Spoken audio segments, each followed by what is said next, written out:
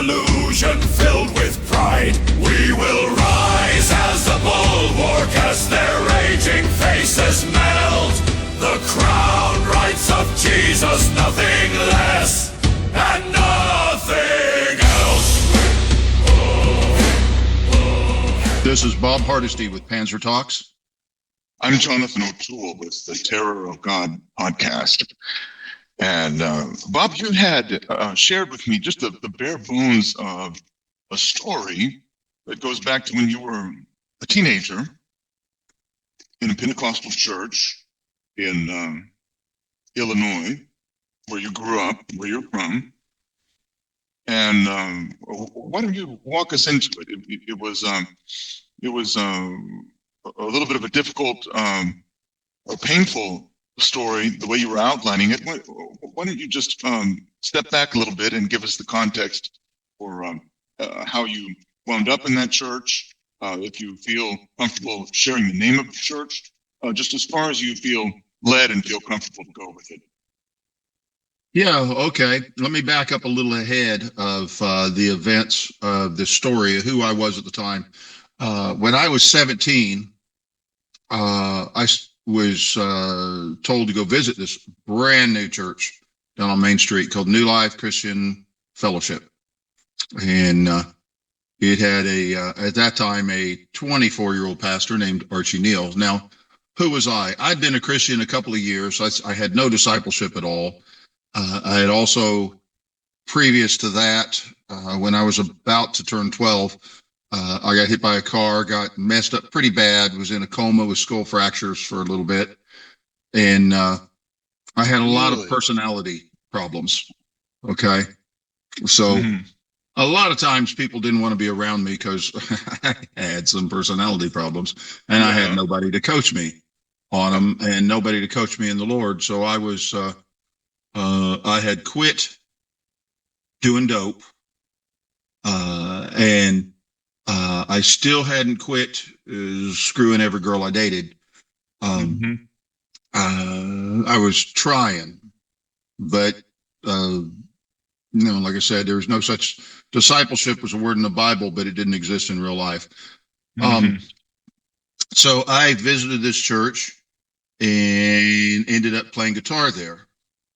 And about a year or so later, I'm the one of the guitar players and became the primary one because other people came and went.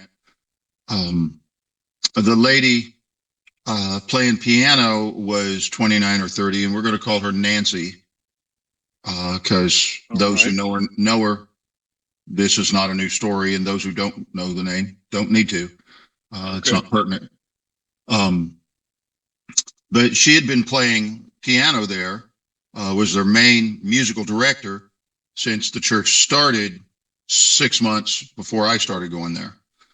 And this is about a year after I started going there. One day she starts having, giving me amorous attention. And it was very strange to me. She had a husband at home. She was a career lady in her personal life, worked for a local factory that bottled product for Procter & Gamble and made many other major things, turtle wax, hairspray, deodorants, all that kind of stuff. And they would make batches of 100,000 gallons and then bottle this stuff up for these well-known corporations. Retailers. Yeah, they would then go out to the retailers, go out to the warehouse, then go to the retailers. But she's being amorous toward me, and a couple of times I literally had to physically pull her hands off of me. Now, like I said, you should have run like Joseph. Well, except the urge to, there was no libido drive in me concerning it at all. Now, if she was someone about my age, I would have probably given into it. But there were too many other factors involved with it, and I was trying not to be that way, and especially in this world where I was trying to develop without really knowing, because like I said, I was pretty messed up at the time. I was trying to develop my own discipleship there without a mentor, and trying not to do these things. So I didn't want to do it with anybody associated with the church, especially. Oh, I get it. I get you. You had compartmentalized those two worlds. You were trying to stop it even in the other world, but especially you didn't want to do it there. Yeah. Exactly. Now, I knew she had a problem. And so I was talking to her about it because even when I was 13, 14 years old, I'd find myself in places where I was counseling other kids at like junior high and stuff like that. I've always been the counselor type person. So I'm trying to talk to her about it, find out what's going on. And I found out a huge backstory here that was quite enlightening to me. I tried to bring a couple other people that I knew very, very well, and they were basically no help, a husband and wife that I knew, and the wife was the dominant one there. So that actually, I didn't know how that is actually part of the problem in this, because that is, when the wife is dominant, that's feminism. Even if she's a stay-at-home woman, if she's the dominant force in the marriage, it's a problem. And Nancy, this is a story. It's out of order. It's fundamentally out of order. It's fundamentally out of order. But Nancy had been indoctrinated into enough feminism in the mid '70s in college when she was married. She was in college. She had an affair that lasted like a year or so with one of her friends, another lady. And like I said, while she was married, and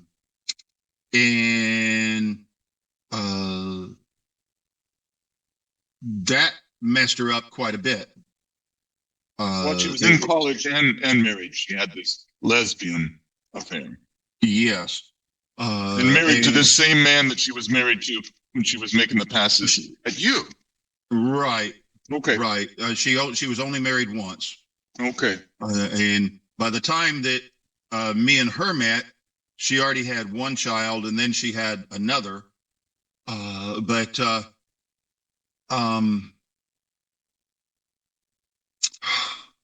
had two children. She's making passes at you in music practice, essentially. No, not at music practice, at other things which are ancillary. Yeah. But she'd give me a ride home from church, and then try to do things in the car and things like this. But why didn't I run? I could have, like a lot of people. Why didn't I go and try to get help from Archie, the pastor, Archie Neal? Well, because his whole personality he was repulsive. He'd drive, unless he liked you, his personality would drive you away. He wasn't the kind of person you would go and find, when you needed help, you wouldn't think about going to him. Yeah. You know, for a pastor needs to be that in the life of everybody in his congregation. That is the definition of pastor. I don't care if you're a good speaker or not. It's irrelevant. You need to be that. That's what Ephesians 4, and he gave some pastors and teachers for the perfecting of the saints. That is the pastor's job. And Archie was absolutely not that. Plus, at about this time, he was 25 years old. And his attitude toward me was always nasty when I tried to have just a conversation with him. I didn't want to talk to him because he would always get harsh and nasty with me just all the time. Too close to you in age, maybe, and hadn't really grown up. Well, obviously, I mean, my view on pastors today is entirely different than what my expectation of what a pastor was supposed to be at that time. But he was. And by then, you already had those unreasonable, as it turns out, expectations. But for anyone who's listening, I just want to take a moment before we go further and point out we're under an apostolic. There might be some, extenuating circumstances here in a unique situation. We're under a very clear apostolic commandment: flee sexual immorality. Never feel guilty about removing yourself from the situation. Right, we are, but I was literally not tempted to do anything. And that's what, you've made that clear. Yeah. Yeah. Now let me Now this was it was New Life Christian Fellowship at the time. Then it changed its name to New Life Christian Center, and eventually became known as the Life Church of Danville, Illinois. Pastor Archie Neal. Okay, I have no qualms with that because he's a pastor, and pastors are held to a higher standard, as it says in James. Oh, you mean no qualms with saying his name, his real Not name, at all. and the name of the church? Okay. Not at all, because as you'll see what happened. So she's trying, and I tried to bring this other couple in, and they were of no help. And then from her and from some other people at the church, I found out this backstory.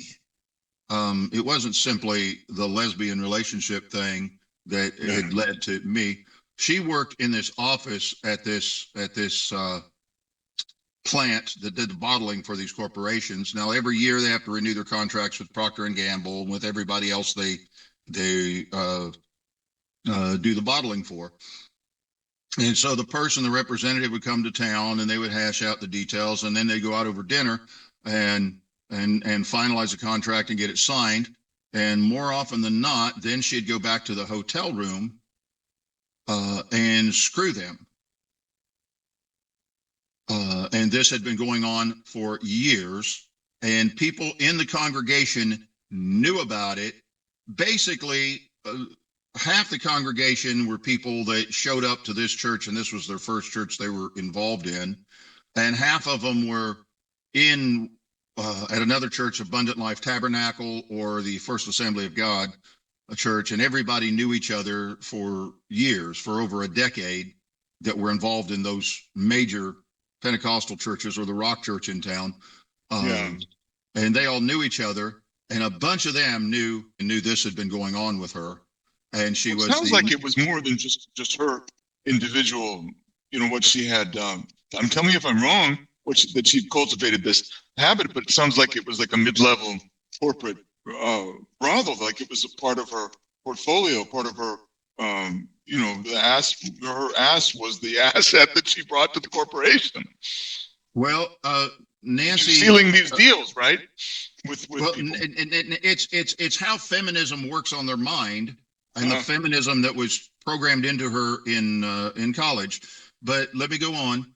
I'm working with her over the course of about a month, trying to get her help and stuff. And she was listening to me, and I was just an 18-year-old kid, and You're she not trying to get help from her. You're trying to get help for her. Right. And I didn't know anything. I was even looking at the possibility maybe she's got a demon attached to her in some way, compelling her to this, because I didn't know anything, but I was sticking to it as, a pastor should.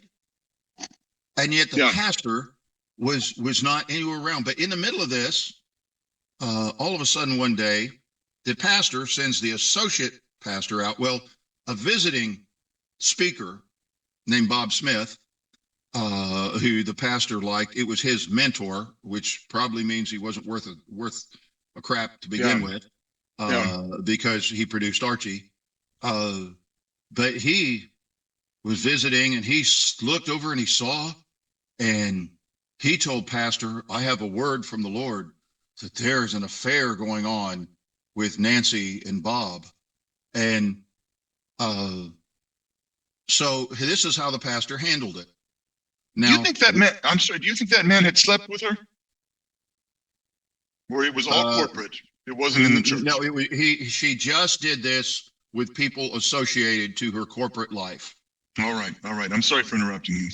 Yeah, but this Bob Smith said there's an affair going on, so he didn't talk to Archie Neal. The pastor didn't talk to me. He didn't talk to Nancy. He sent the associate pastor, Jay Satterwhite, to talk to me and said, has anything happened between you and Nancy? And I said, no. And he goes, well, we need you to not play guitar for a while. So I said, okay. So I didn't play guitar for a while, and that was all that was done with it. She's going on, and it's known in the church by people, because other people had pulled me aside and said, and told me about this, about Nancy's history with screwing men like this over the years, and that it was known. So and so therefore, because it's the pastor's job to know all these things, he knew. But that didn't confirm absolutely that he knew, but you can well assume that he knew. And if he didn't know, he's in the place of command responsibility, so he's expected to know. But these small Midwestern towns are terrifying, Bob. They're terrifying. Yeah, I'd rather hang out with you up there where the rattlesnakes are. But 2 months later, I actually continued talking to Nancy about this. After I moved out of town, for the next 10 years or more, I continued talking to her about it. She slowed down a lot in her behavior this way, but not entirely. Lord have mercy. But a couple of months after this event with her, she finally sat down in the office of Pastor Archie Neal. Mm-hmm. And she said, "You knew this was happening. Why didn't you talk to me about it?" And I know this from Nancy herself. She told me that Pastor Archie Neal said, "Because I didn't know what to say." Yet he had dismissed me when I hadn't done nothing wrong, when I was trying to get her help, dismissed me from playing guitar, and he'd say nothing to her when she was continuing, even over the next few years, to be screwing these guys that she was associated with from work. He knew about it, but he didn't know what to say. Yeah. And the worst and yet part he's pastoring this. This incredible. He wasn't pastoring. He was speaking. He was He was a speaker. That just shows the worthlessness of being a preacher. Yeah, it really is. Just a pep, like a coach, or not even a coach. My goodness. Yeah. Well, I mean, he was a kind where he kept the church's books, and you had to have a very good reason to be able to see the books. Now, 501c3, you can't hide the books from people, but you had to have a very good reason to be able to see the church's books.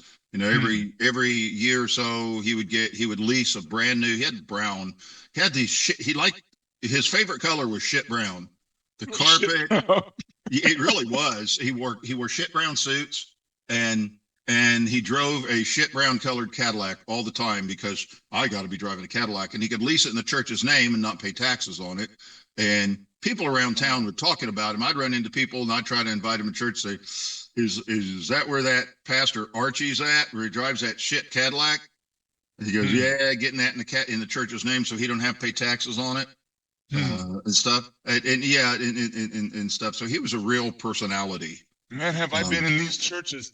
But there's white ones too, but Black American churches, and they've spread it to Africa. But I'll never forget the first time I was in visiting a Black American church, and they did that. The man of God has to be driving a Cadillac. The man of God, bless the man of God, and then you will be blessed. Pressed down, shaken together, the whole spiel. And all that crap. No, you're supposed to grow. The bottom line is faithfulness. The just shall live by faithfulness. Right. The bottom line is a pastor's job is to help everyone in their congregation to make the next step better than they made the last step. No. Is it a life coach thing? Well, you could shrink it down to that, but it's a lot larger than that, because it's discipleship, it's sanctification, it's quiet. I mean, sanctification doesn't happen in church services with everybody praying around front. Sanctification happens when you're hanging laundry, when you're mowing the lawn. Yeah. And that's where the pastor is to be. But Archie Neal had no use for any of that stuff. He's actually pretty good at running business. He should have just done that instead of pastoring, because he was absolutely lousy at the whole people thing. He just, if he didn't like you, you knew it. There was this girl, we had either Christmas dinner or Thanksgiving dinner at church, and there was this girl that was a little older than me, and she had a crush on him. And he had been in a car wreck years before and had a partial plate in front, and he's standing there, and she's talking to him, and she's kind of dreamy-eyed because she had a crush on him, and she's holding a glass of tea as she's talking to him. He pulled his partial plate out and dropped it in her glass of tea. What? Yeah, that was Archie Neal. So as a joke, you thought that was a joke? He's just trying to get rid of her because he didn't like her. and people saw that. Okay, but here's the thing. 22 years, 23 years later or so, Nancy died. And I drove 500 miles up to Danville, Illinois, and went to the funeral. And because I'd been in conversation with Nancy all these years, Yes. I knew a lot more of her story. And I knew that one of the last guys that she had told me about, that she had sex with, she had actually in pillow talk had got this guy to have interest in the things of God again. Funny how that works. Well, I'm not sure. Does it work? Does it work? Okay. Yeah, I mean, talk about upside down, but it's worse than that. All of a sudden, at this celebration of life, and I'm seeing people there that I hadn't seen in over 20 years at this celebration of life. All of a sudden, different people were speaking, including Archie. But this other guy comes up to speak and telling his story, how he knew her and stuff. And he didn't say that part of it, but it was evident because I knew the story from her. He's speaking at her funeral about their friendship and stuff, and she had screwed this guy. And I wanted to throw up. Yeah, it is vomitous. Yeah, but I'm not too far. Think of the command responsibility, and think of the place Archie was, what he was supposed to do, and he's looking the other way. And it was wrong for me to be playing guitar if there's anything questionable about me and Nancy. But it was fine for her to keep being a music director, even though she had been all along, long before Archie knew her, and continued afterwards screwing these guys. And he said nothing about it. It's a tongue twister. I don't know if I can say what's on my mind, but let me say it slowly. The priority was propriety. It wasn't the law of God. It wasn't her soul. It wasn't the fact that in fact, from what you've described, I see that pastor and all the brothers and sisters in Christ who knew about it for years and didn't confront it and bring it to a head and bring it to light as commanded Ephesians 5:11, bring it to reproof and confession, or however it was going to end. Sounds like in her case it might have if she'd had reproof from loving but stern and truthful, elders and leadership, that she might have sincerely repented. To the benefit of her soul. So that's what it sounds like to me. But what I'm driving at is that it sounds like, from the picture that you're painting, that these people were more responsible for her ongoing enslavement to being an adulteress than she herself was. I absolutely believe that, because they were exactly in the position to bring the help she needed, and it was inconvenient to do so, and so they just didn't do it. Propriety, and I think that's what was going on with these whores in the first century, who were repenting and coming to the Lord and the apostles, and were being sneered at by the leadership, the Pharisees and Sadducees, and all those boys, something like that. Yeah, where they were not ministering to their souls out of any concern. Their concern was propriety. Well, Archie was all about, he would literally, when it was time to take up the offering, he was standardly, when it was time to pray before the offering, he would preach a mini 10-minute sermon about trying to motivate people to give money, because that's, that was the whole thing. That was entirely, let's not even worry about the fact that he was a word faith preacher and stuff, but he was totally consumed with that. And being a pastor, that's what it meant. You had to get wealthy. You had to be Kenneth Copeland. And the fact that a pastor, it's a wolf. It's a wolf. It's not someone with oh sure, yeah, with a he's calling. a wolf. He's Yeah. a wolf. He's absolutely a wolf. Is he The alive? pastor's job is to be a shepherd. He's to be caring for. He's to be involved with the lives, Yeah. just like a father, because a pastor is a father figure.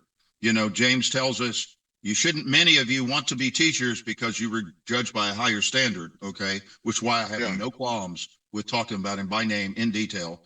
A pastor is a shepherd, and a shepherd cares for the individual life and soul and sanctification of everybody in his church, young and old. If you got too many to do that with, then your church is too big.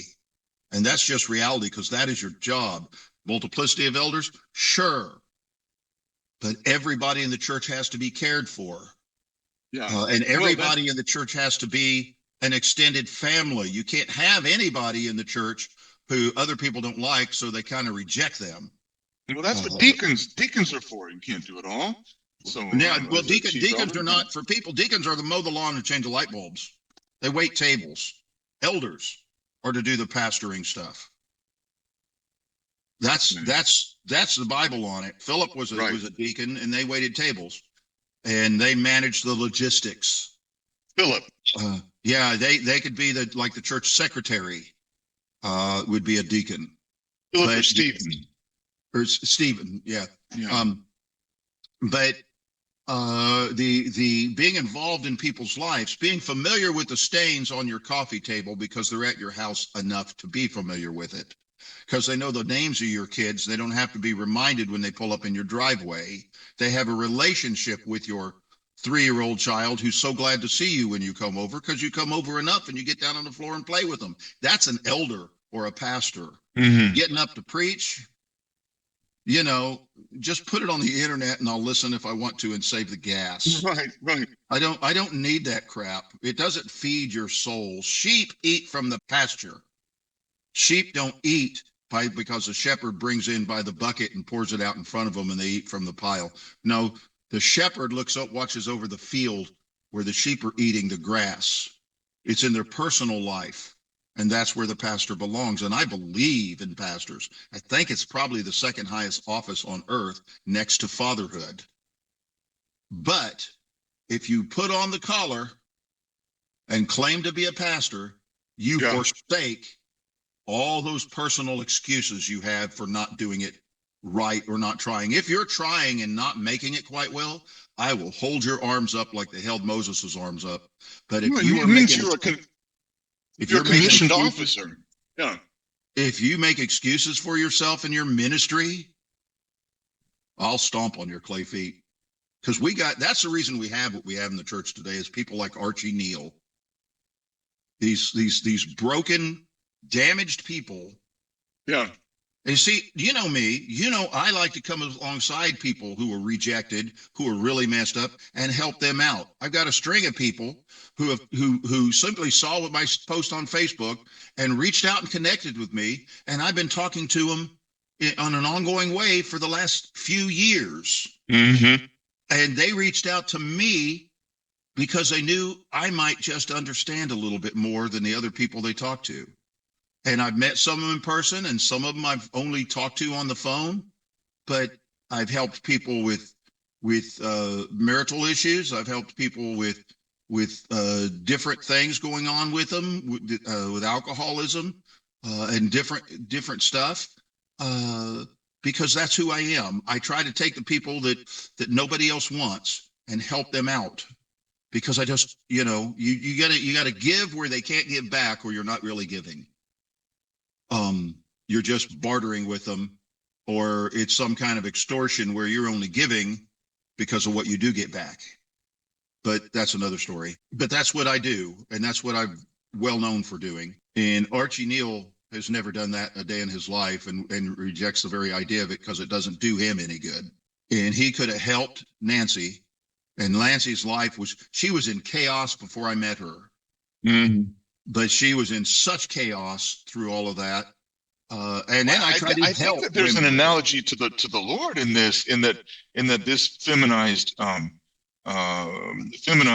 church where the men are effeminized, treats the Lord like he can be cuckolded, and like that's why they talk about unconditional love all the time. But what's really unconditional scripturally is not his love, but our surrender. He's coming to with all the right and all the power and all the authority. The only thing unconditional about that scenario is our surrender to the conquering King. Yes. And it seems to me that those people are partakers with adulterers who instead of confronting the adultery like the Lord does in the book of Revelation with that Jezebel, in her case it's brazen, but he still calls her to repentance. But if instead of confronting it, you just make an idol of propriety and keep the cash flow going, as Peter says, you just make merchandise of the flock and just let a mortal sin continue, then you are what the scripture calls a partaker with adulterers. And Psalm 50 says, isn't there a whole chapter in Jeremiah talking about that, where God had an issue with the shepherds over that kind of crap? Yeah. But Matthew 18, it brings it even more so to home, because when you're supposed to, you have a problem with somebody, and then you take witnesses, then you bring it to the church. If the church won't hear, if the church is aware of a matter and they won't step in with the keys and deal with it, then they are taking upon themselves culpability in this sin that they won't stand in Jesus's place to either remit or hold on to this sin. They partook of the Lord's Supper. I assume the church actually took it sometimes, but whatever they considered to be the Lord's Supper, they partook of it with people they knew were adulterers. So they're then guilty of joining the members of Christ to a harlot, and really they're the harlot, even more than her, because they knew about it. Yeah, and wouldn't deal with it because he didn't know what to say. Didn't know what to say. Well, dig this about his level of competence as a pastor. We didn't have a baptismal at church because he thought baptism was just one of those old traditions that people were holding on to that we didn't need. Lord. Lord. Somebody with a wallet who put money in the plate told him we need to have baptisms. There's people here that need to be baptized. And so car salesman, Bob. This is just a car salesman. I had been going there a year and a half, and I said, well, I'm thinking maybe I want to get baptized. I don't know. I don't know anything about baptism. They tell me it's just a symbol and it's not needed for salvation. So I don't know why we need to do it. Archie keeps saying that, and they say in the sermons, it wasn't necessary, and it's just something we could ignore it. His words. So I went and got baptized in a lake out west of town. But he wasn't even going to do it except for somebody that he wanted to stay there and go there, who had a wallet, insisted upon it. So we had a baptismal service. Yeah. And no, he wasn't a shepherd of anything by any stretch of the imagination. Well, he isn't, because I'm here and I have not been out of touch. And this was the whole way this was done had damage to me and trauma to me. And I've never seen repentance for this sin in 40 stinking years. So he's not repentant. I never saw anything that actually told me he was saved. So that's really the truth about it. You should see something in somebody, that seed of righteousness growing and learning, and people owning up to their faults and growing and becoming better. Well, I never saw it with him, and I was a member of that church for a few years, and I never saw it with him. And I knew people going there for years after, and all I heard was, here's the thing. His son out drinking with the kids. He was an older teenager, and he's hanging out with the partying kids and stuff down on Main Street, where they drive on Friday nights, and they had a parking lot. They'd all sit and drink their beer in and stuff, and he's hanging out with them. And then one day, out of the blue, Archie needs a youth pastor, so he makes his son the youth pastor. Oh, but that ain't the worst, because he had another youth pastor that who I liked, but he was also selling cocaine on the side. So sounds about right. It sounds about right. I am terrified. My sister is terrified. I'm terrified of churches. But I am scared. I mean, I'd just rather stay home with my children, in most cases, than expose them to youth pastors. The good shepherd gives his life for the sheep. That's not a statement about this is what Jesus was going to do. Jesus was stating something to them that they already knew about shepherding, because they knew about shepherding, and he was just reiterating something that they already knew and applying it to himself. The good shepherd, well, as you know, a good shepherd gives his life for the sheep. That's what Jesus said.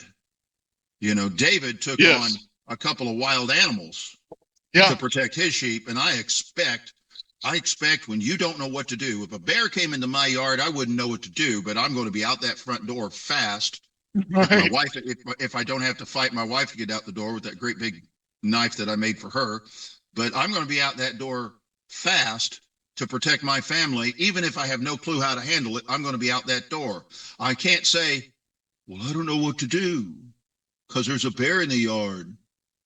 Good gravy. That means I'm not even a man. Yeah.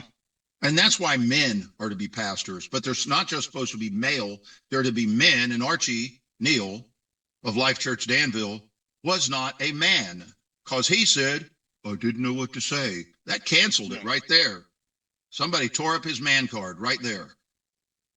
You know how many pastors, I was with Neil Horsley 25 years ago, our mutual friend, and he took his mother out to